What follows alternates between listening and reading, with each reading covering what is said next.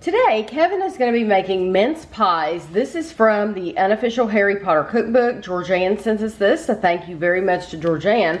What the deal is I bought this Nunsuch Classic Original Mincemeat from Walmart, and I used, there's like 3/4 of the jar left.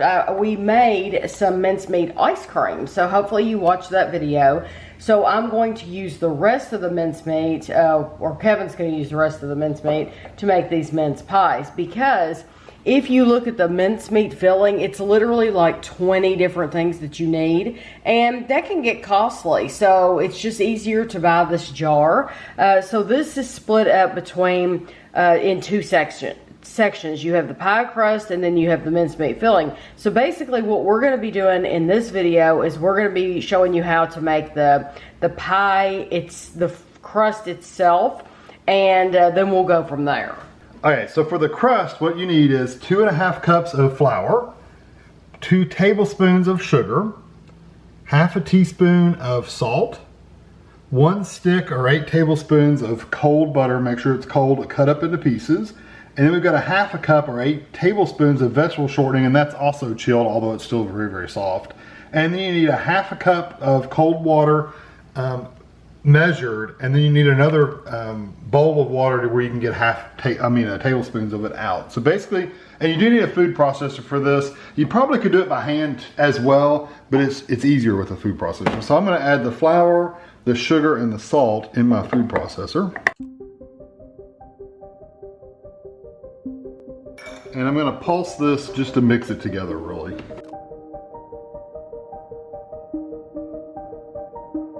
Now I'm going to add my butter and my shortening. And again, we're going to pulse it.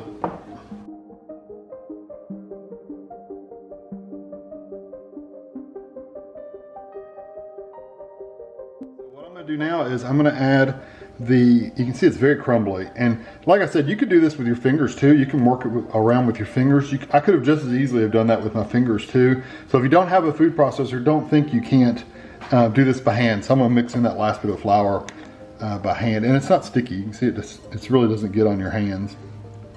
Now this is where the sticky part's probably going to come in.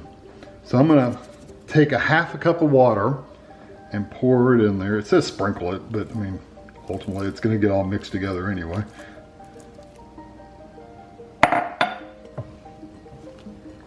And this is where we're going to form our dough, and this is going to get sticky.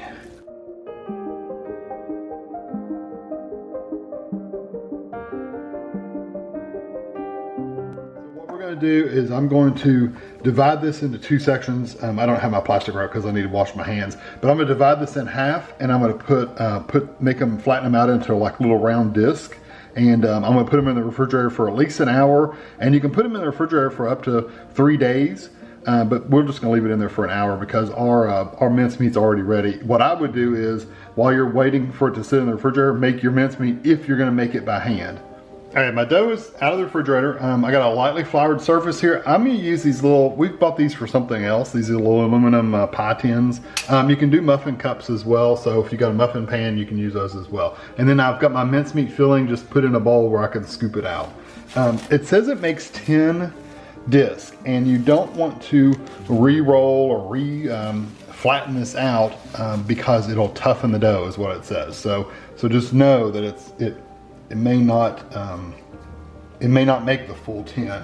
Now I know it says to roll it out. I'm just going to use my hand.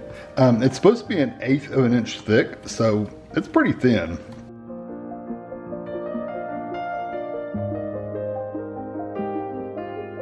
I'm going to try to cut out 10 discs.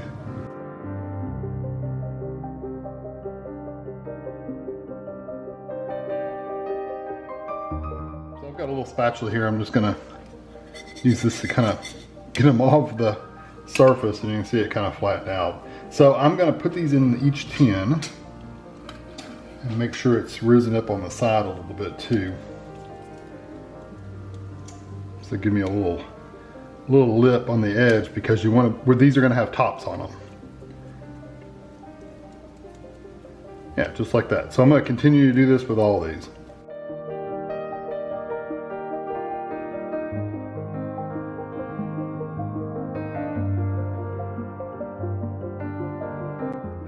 all my crust in my pans. I've got my other disc out because I'm going to use it in just a second. So each one of these is going to take a heaping tablespoon of minced meat. So really you're just going to take a spoonful of minced meat and fill it up. So I'm going to do this each one, and I'm going to put them in this muffin tin. Just, you know what, I'm not going to put them in the muffin tin just yet. I'll leave them out. I decided to, I had my new Rachel Ray pan out, and I decided to get out my old muffin tin because I thought not all of them are going to get filled. You're only going to be using 10. And sometimes that's hard on your muffin pan to bake it without, unless you fill it. Martha Stewart used to say to put water in those. Yeah. To fill the ones that you're not using with water. But I'm not going to do that. I'm going to leave it dry. So that's why you're seeing a different muffin pan out, is because I decided to use one of my old ones. For this next step, while I'm filling this up, you'll want you're going to use a little bit bigger or a little bit smaller cutter. I'm actually going to use the same cutter because I just spread it up to the sides. But you'll want something you're going to put a top on it, like a disc on top. And then we're going to crimp it on the top. So you'll want a little bowl of water to get your fingers wet and to get it to wet the outside of it, just so they'll stick. So just have you a little bowl of water ready.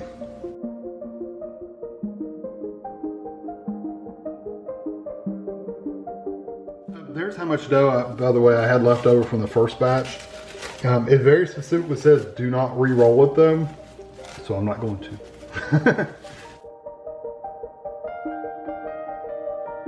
I'm going to do the same thing for this, basically I did to the first one. I'm just going to squish it out to about 1/8 of an inch thick.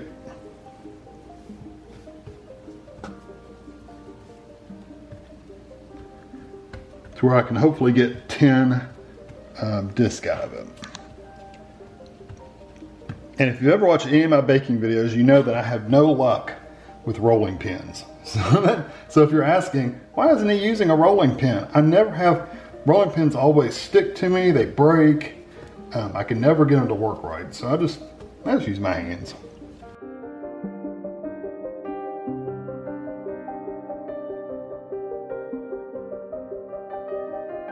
Okay, so here's what you do with it. You get your bowl of water.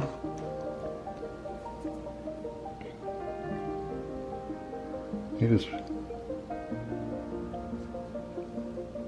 rub it around the edge to where it's wet. Then you get a disc. We're going to lay it on top and we're going to crimp it.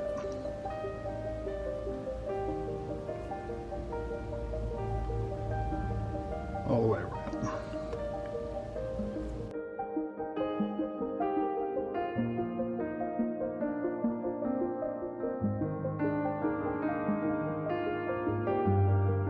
This is what the pies look like, so we need to do one more step.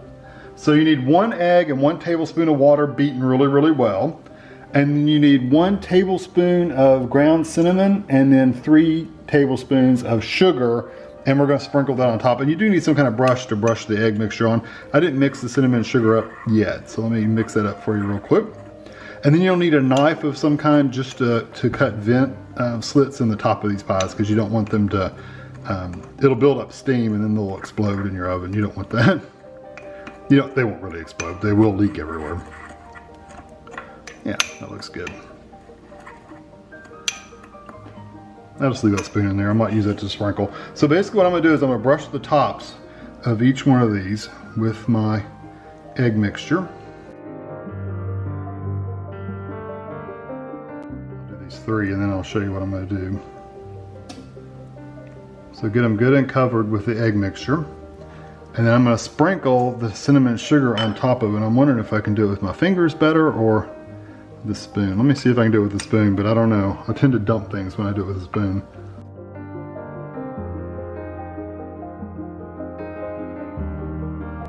That looks really good. And then I'm going to cut vents in the top. I'm going to go in like a little star pattern. So I'm just going to go 4 little cuts.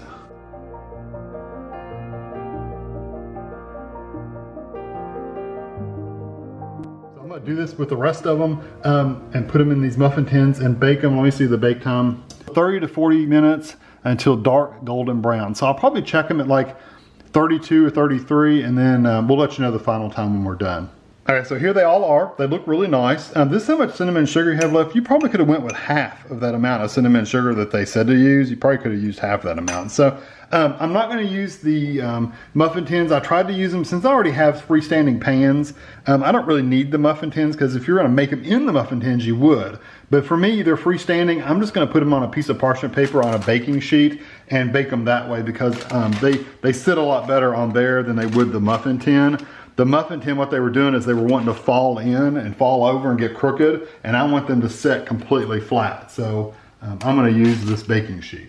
All right, so this is them out of the oven. They look beautiful. They're good and brown, and they smell really good too.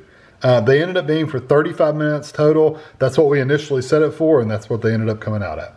So the book says, mince pies are very Christmassy, and sure enough, Mrs. Weasley sends Harry some for Christmas along with other goodies. And that is in Harry Potter and the Prisoner of Azkaban, chapter 11.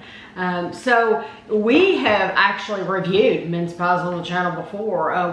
We've gotten them from the UK. So this will be fun to try homemade. Well, it's homemade. Besides, the mince part was not. Now, if you want to put all that stuff together for that mincemeat filling, you can do that. But I can tell you, just Kevin doing the tart part was very, very time consuming. It's time consuming. It's time consuming, and it's a lot of dishes, a whole lot of dishes. So you could totally do the mincemeat filling, but you're just going to need a lot more ingredients. I like the texture of the bottom is really good and firm. Perfect. Yes.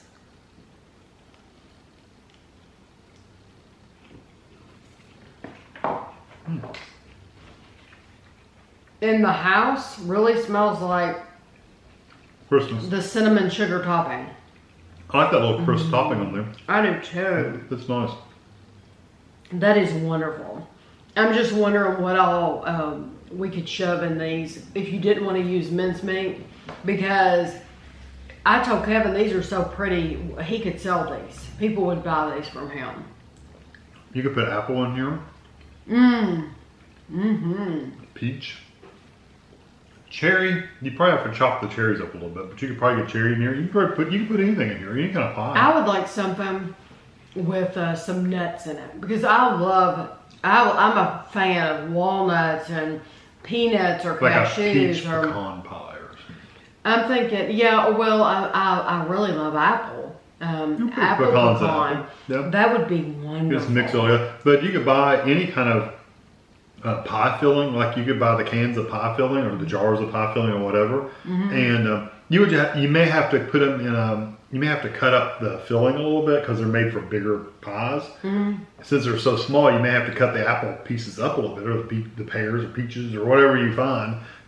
You have to cut them up a little smaller, but once they get in the crust, put the little slits in there to vent it. I think it's anything to bake in there. His crust is perfect. That's really good. It is absolutely fantastic. And you could fill that with anything. Yeah. I love that. I think it's delicious. It's very good, and the cinnamon sugar adds a sweetness to it. Yes.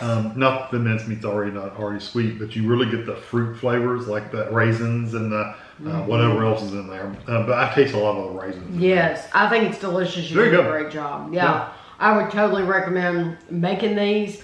And if you can get the mincemeat at Walmart, right now it's in the seasonal part of the aisle, I would go ahead and do that. These little tins, they're so cheap. I've ordered these from Amazon. I got like 100 of them. 100 of them for like $10. And they're very, very, that might not even been that. I don't even think it was that much. Actually, it's probably $6. They were very, very cheap, and I love them. I think they're nice. They're perfect for these, especially, and they're all individual. So once you get them, then you give them out to whoever you want. You don't have to deal with touching anything else except the pan. And that worked really well with these on the flat cookie sheet. Yeah. The muffin tins, they would have fallen over and dented and ripped and leaked out and all that stuff, and it worked better just sitting on a baking sheet. Yes, definitely. So I hope you enjoyed the video. If you've ever made your own mince pies, you'll have to let us know about your experience. And thanks for watching.